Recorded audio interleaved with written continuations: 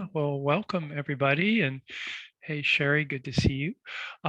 This is the last one for the semester, assuming you guys want me to come back the next time, I suppose. But uh, but I thought I'd actually do a little bit of a rerun because has to do with difficult emotions and how we work with them, stress and fear and worry and anxiety and all those things. And it's about a practice called RAIN, which I'll describe in a little bit, and there will be a handout as well. But I think for many of us that come to mindfulness, self-compassion, these practices, difficult emotions is probably the biggest reason. Just figuring out a way to work with things and have some tools to not be as yanked around by some of the emotions that we deal with just as part of being alive. And I think part of that is, we don't get any training. We learn about geometry and algebra, English, all this other stuff, but it's really rare that people actually have training in how to work with emotions. So we often end up, going back to our family of origin, or perhaps even our genetics, or heaven forbid, the culture and Hollywood to teach us how to work with emotions.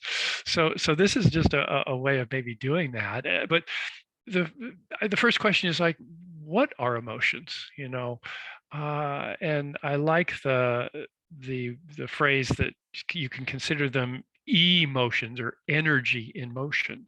They really are these things that tend to arise and then pass away, even though sometimes we feel like we're stuck with some of them, things like sadness or worry or grief. But they really do change. And you can think about that. I mean, how many emotions have you had in your life? All the little frustrations and irritations and joys and happinesses.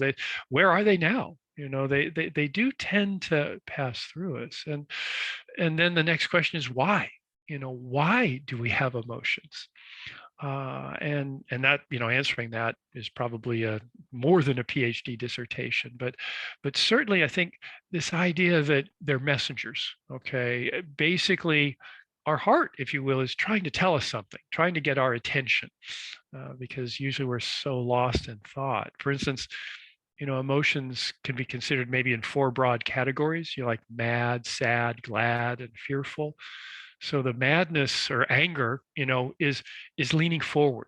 There's a boundary's been crossed, something's not right, and injustice has occurred. So we're engaged, and how we work with that anger is a whole nother discussion.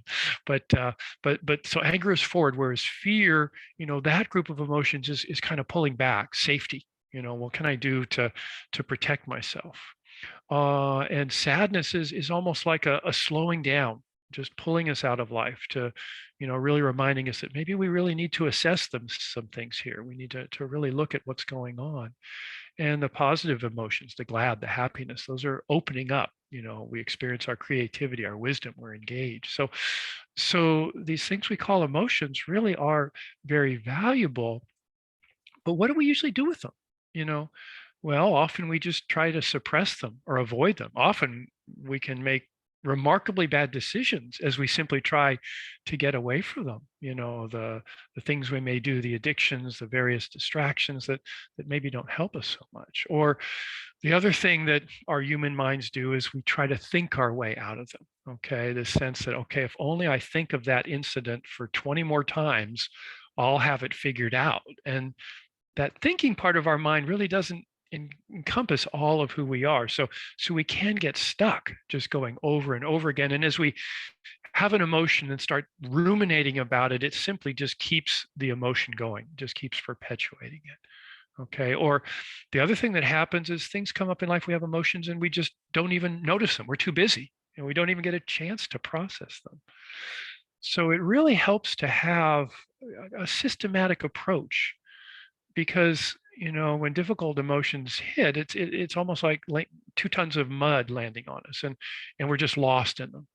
Whereas if we can tease out the different components, the body sensations, the thought sensations, the what's underneath it, what's driving them, then we begin to have some agency. We're no longer being just like a puppet on a string being yanked around by them, doing our automatic reactions. We're actually beginning to notice them and process them and hold them with a little more ease, so they aren't pushing us around, but even more, we can pause and just notice what they're trying to say to us. And the handy thing about these practices is, as you guys know, just being so busy, finals coming up and everything, that we often don't have time to process the little irritations or fears or worries or annoyances that come up. So at the end of the day, you can do a practice like this and really look carefully at all the things that arose. So maybe those emotions are less likely to get stuck. We're less likely to get caught in habits. So this practice is called RAIN. And like I said, I'll guide you through the practice, and I'll also provide a handout with links so you can explore this more, because people find this is extremely useful. As a matter of fact, one of my mentors said, before he started doing anything like, meditation or the self-compassion practices, he just did RAIN for about 2 years to get a handle, on his emotions. 'Cause certainly for me, even now, a lot of my emotions just show up as hunger. So I need to slow down and figure out exactly what's happening here. But the RAIN stands for, R is for recognize, the A is for allow, the I is for investigate, and the N is for nurturing. So the recognizing piece is simply the fact that we have these emotions just racing through us all day long, and we don't get a chance to stop and acknowledge them. So much of this is about pausing and seeing what's here, and then taking the time to validate ourselves. Usually if we have a difficult emotion, we're often berating ourselves. Oh, how come you can't handle this better? Everyone else could handle this. Why are you feeling this way? So the R is just taking a moment to see what's here and allowing it to be here and validating it. And that moves into the A, which is allowing. So often we have the emotion, and then maybe we resist the emotion, or we're fighting it. For instance, we're really sad, but we hate feeling sad, or we're angry and we are ashamed to be angry because we've been taught not to show anger. So by simply allowing the emotion to be here without fighting it, without struggling it, without resisting it, we can begin to really explore it. We can really work with it and sense it. Even just naming it by recognizing it and allowing it to be here can begin to soften a difficult emotion. Then the I stands for investigation. And that's not really like, oh, I feel this way because of something my parents did when I was 5 years old. It's more about seeing how the emotion shows up in the body, and maybe even exploring if there's underlying beliefs. For instance, if we're angry, maybe there's a fear that whatever happened is showing that we aren't being heard, we aren't being respected, and we're deeply afraid of not being perceived as who we are. So we can actually begin to look at the different layers by investigating how it's showing up in the body, and looking for beliefs that are driving the emotion. Then the N is the nurturing. Again, we have this tendency to be really hard on ourselves. We can be really kind to those around us, but for some reason we exclude ourselves from our own circle of caring. So the N is simply allowing ourselves the kindness of just being nice to ourselves. And doing that is, it may sound mushy, but its research clearly shows it's so valuable for things like resilience or creativity or taking risks. If we just take the time to learn and practice being kind to ourselves rather than being harsh with ourselves. So that's a little bit of the background. And if you're ready and wish, we'll go ahead and do the practice. And as part of the practice, I'll invite you to bring up a difficult situation. And you may already be experiencing, some difficulties right now. So you can just work with whatever's here. But if you do choose to bring up a difficult situation, and I would just ask you to make sure it's something mild, like 2 to 3 on a scale of 10, because it's easy to get overwhelmed, and we can't learn when we're in overwhelm. So the invitation now would be just to find a comfortable place. And this will probably be about, 15 to 20 minutes. So if you want to lie down, sometimes lying down is a great way to work with difficult emotions. But just something that's comfortable, some position you can be in. And remember, it's not like you need to be frozen in position. You feel free to shift and move. Allow yourself that kindness. But maybe start with just a few intentional deep breaths. And by that, I mean really notice what it's like to take a deep breath, maybe pausing and then feeling the oxygen, the air coming in, that lifting, that rising with the inhalation. The long, slow release, letting that exhalation extend out. Because what you're doing is you're softening through the body And you're activating parts of our nervous system that are more associated with ease and relaxation. So again, if you wish, go slow so you don't hyperventilate. Maybe one more deep breath. Just to reset yourself, recognizing that we're going to do something here that can be very helpful and healing. Letting the breath return to normal. You do this with your eyes open or closed, whatever supports you, whatever you prefer. And we'll start just by checking into the body. And by that, I mean exploring your body and seeing if there's areas of tightness that want to be released. You know, particularly in the middle of a busy day, lots of things going on, our mind is spinning, and just it results in tightness, like perhaps in the jaw or the neck and the shoulders. So just seeing if there's tension there that doesn't really need to be there and softening into that. So it's just great practice for really bringing some ease in. And you can do this in about 30 seconds. You know. Just letting your breath be kind of like a massage, raising and lowering the shoulders, softening with each exhalation, maybe checking down into the abdomen. And that's often an area where we carry tightness, and just see what it's like to, not really force anything to happen, but just allow the abdomen to really soften, letting that softening spread down into the legs, maybe up into the torso, softening the arms. It's really this idea of just being willing to experiment here, really being willing to see what happens. No agenda, no expectations. Just really taking some time to learn about yourself, to understand yourself, to even care for yourself. And as the mind wanders off, just allow that to happen, maybe with a little smile. Our minds are always so busy. So just practice labeling that as thinking, just thinking, and then just coming back into monitoring the body, softening, easing, letting gravity take over here, settling into the chair, settling into your being.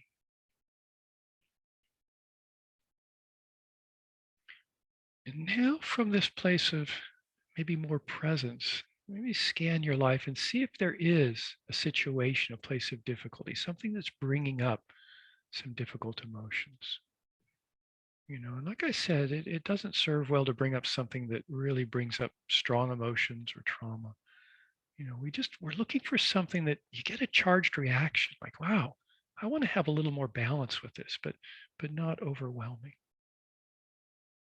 It could be so many things. It'd be simple as being stuck in traffic, or an irritating comment by a coworker or co-student, an assignment you're worried about, something that's bringing up maybe some hurt or shame or sadness. Some reactive emotions here you want to have more balance in the midst of. And really bring the situation to mind. The other person, the words, the setting, what happened, what might happen. And just like a movie, replaying this and maybe pausing at the frame where you feel like you're most triggered. And the R of RAIN is simply to recognize what's going on. So see if you can name what emotion or emotions are here. Just naming it softly, as you would for a friend. Yeah, anger is here. Yeah, I see that. Oh, I see you're hurt. Oh, I see you're scared. Just whatever you're most aware of, just allowing yourself to name that with kindness, and see what it feels like, just to validate yourself. Yeah, this emotion is here. And if there's lots of emotions, you can name them all. Or if it's hard to name, you can just say confusion. Just seeing what it's like to really name it, pause, validate it.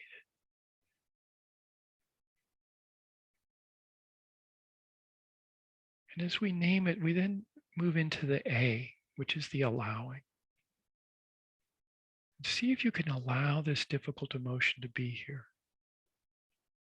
Maybe just checking into the body. Sometimes the body begins to tighten as we start to feel an emotion that's difficult. So again, breathing, softening the body, just making space for it. You don't have to like it. Doesn't mean you're going to ignore the situation. You're not going to do something about it. What we're really doing is just seeing if we can allow this difficult emotion to be here. Sometimes it even helps to use a phrase, something as simple as yes. Yes, this is here. It's okay. I can be with this. It belongs. And if it's possible, maybe even just welcoming it. This emotion, or these emotions, they're messengers. And I welcome you.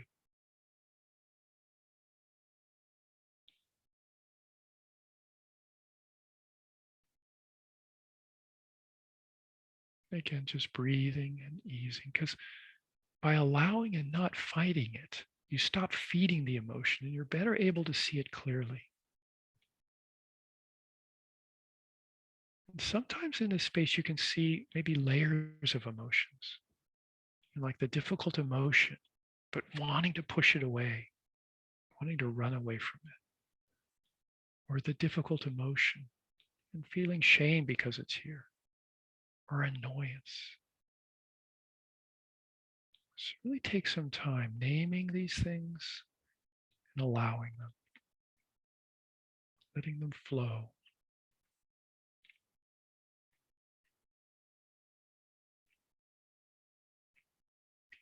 And then we'll move on to the I of rain, the investigate. We're going to spend some time here. And remember, this doesn't mean thinking about the situation. Again, the mind's busy, it's talking, just again, labeling that as thinking. What we really want to do is see what's going on in the body. And you may find that you actually have to recharge the situation. That's interesting right there. Sometimes simply recognizing it, allowing it, the emotion begins to fade. So if you need to recharge it, that's fine, because you really want to ask what most wants attention here. Just asking your body, what does this emotion feel like? You're just seeing if there's a place where anger or judgment or disappointment or fear show up. Getting really curious here. Sometimes it shows up in the neck, maybe some heat, or perhaps contraction in the chest. Just almost like, a science project here. What is this emotion doing? Is there a clenching to it? A rawness? Is there an achiness or a squeezing?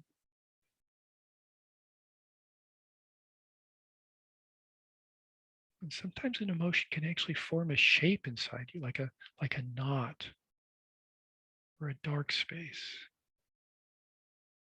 And as you notice it, as you get curious, does it shift? Does it move in the body? Quivering or undulating?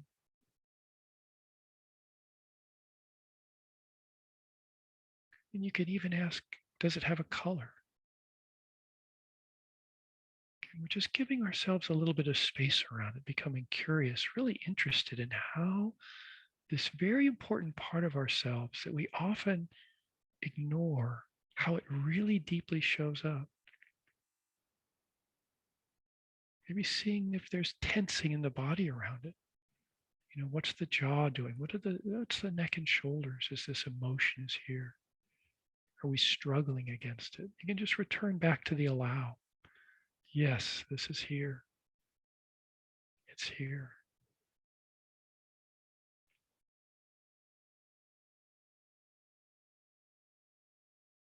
And as we allow it to be here, as we get curious about how it's showing up in the body, sometimes it can help to ask yourself if there's something you're believing here about yourself or others when this is happening.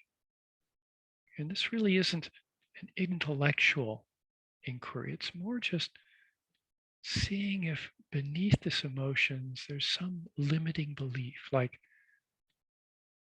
do you believe you're not understood, or that you won't be able to handle what happens, or that you're not special, or that you're stuck this way? Again, this is an exploration just for you.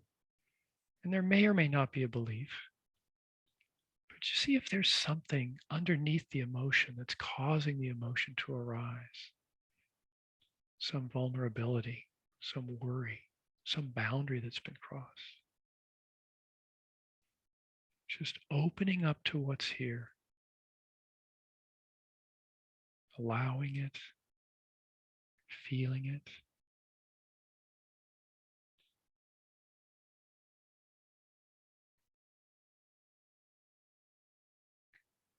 And if all these things could communicate, the feelings, the beliefs, what would this emotion want you to know? Maybe there's words, strong feeling, an image. So what is this emotion trying to tell you? And there may not be an obvious answer. Just practicing being with this can be very powerful, can create some ease. And you may even want to ask the emotion, how do you want me to be with you? You know, asking yourself, what does this place most need right now? Does it want to trust something, or to feel something in particular, or simply to feel loved and appreciated? What is this emotion asking for? And as you do this, see if there's a possibility of responding to this place inside you from the most loving and wise part of you. This is the N, the nurturing. So if this was a small child or a hurt pet, you know, how can you care for this?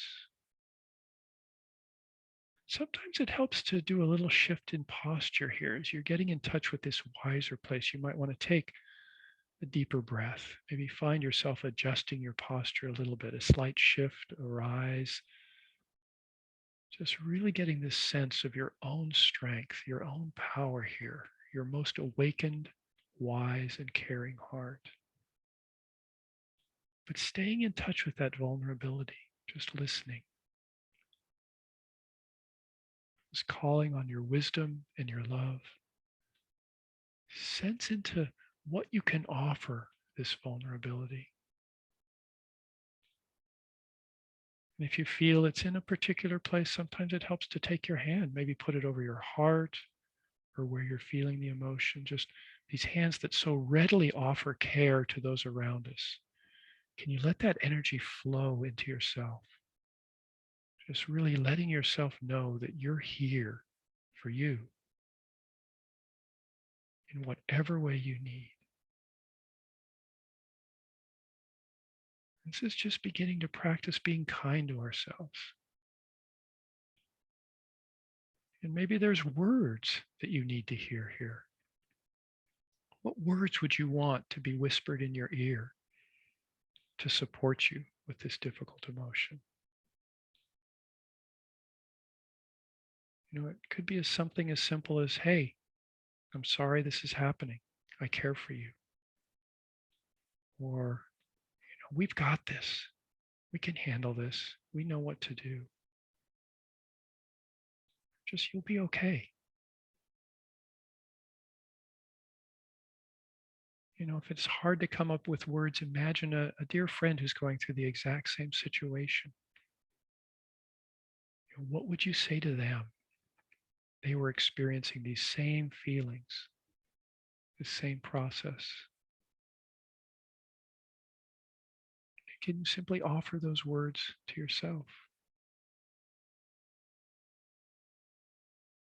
And you can also draw on all the other things that you find strength from, perhaps a higher power, that sense of connection, family, friends, beings that are dear to you. Just holding this emotion in this space of self-care, but also knowing you're so much more. People around you, the people you care about, spiritual beings. Just breathing and feeling this power, this ability to hold these difficult things that's in you always. I'm going to read a brief poem by the poet Rumi. He says, "Don't turn away. Keep your gaze on the bandaged place. That is where the light enters you."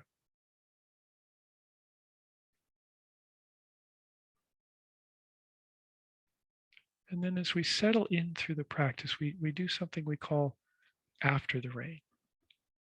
And in this moment, just to see if you can rest in this heart space and awareness that is here. Just relax and let this fill you. Dissolving into this awareness, this kind awareness that can hold yourself, the emotions, the feelings in this open space.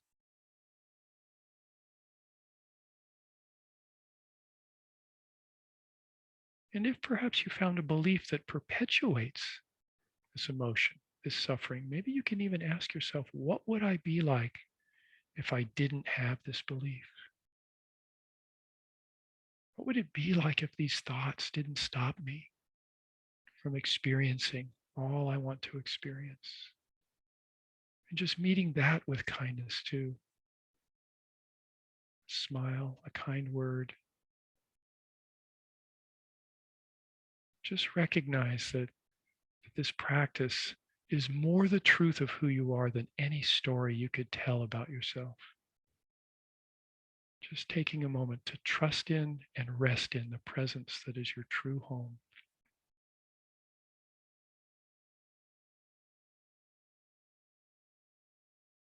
And if you're ready, we can go ahead and release that practice. Maybe opening your eyes, giving yourself a stretch or a shift. Drink from the water bottle.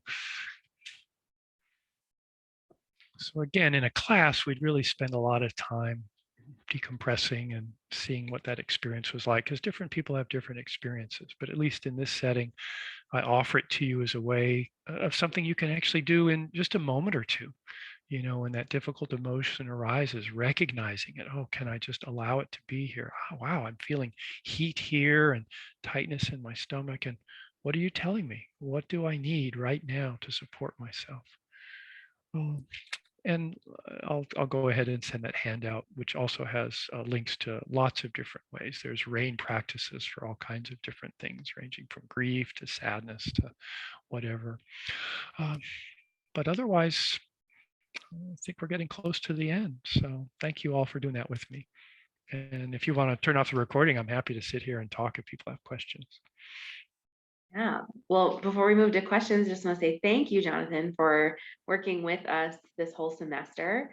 I also want to let all of you know that if you ever need any of these practices in your life that we've done this semester, or even the last couple semesters, if you just search the Manchester website for Wellness Wednesday, you will see past recordings and handouts, as well as a lot of it broken down into just short practices for things that you might need now. So feel free